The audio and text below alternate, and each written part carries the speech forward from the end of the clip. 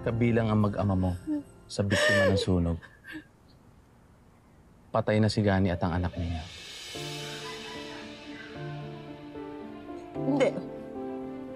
Hindi ako naniniwala sa'yo. Malay ko ba kung gawa-gawa mo lang to? Hindi ko nga alam kung talaga kaibigan mo si Gani. Ano naman ang mapapala ko kung magsisinungaling ako sa'yo, di ba? Alam mo, pasensya ka na pero napakaraming scammer sa panahon ngayon. Nag-iingat lang ako, ha? Hindi ako naniniwala sa'yo. Lalo na ngayon lang kita nakita. Naiintindihan kita, Mayumi. At hindi kita masisisi kung pagdudahan mo ako. Pero gusto ko lang naman makatulong. Pasensya na kung sa ganitong paraan mo malalaman ang totoo. Alam kong masakit itong tanggapin. Pero yan talagang nangyari. Tumigil ka! Hindi! Hindi ako naniniwala sa'yo.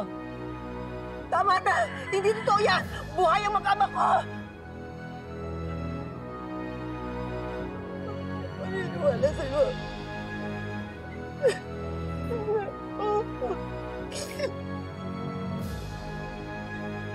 Sige ha, bigyan mo ako ng rason para paniwalaan ka.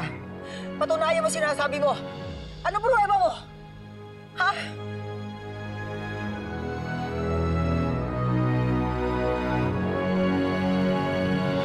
Sorry, pero hindi kita lubusang kilala. Ebidensya ba ang hanap mo?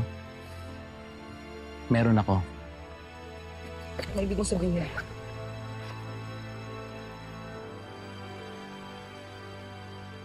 Ito lang ang na-recover sa mga gamit na mag-ama mo nung magkasunog.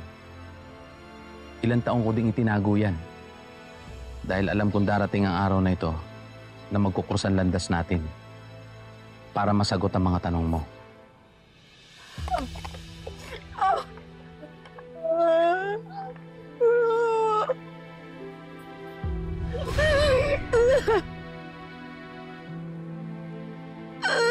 Gani.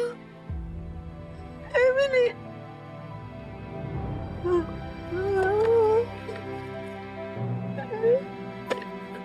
Mayumi,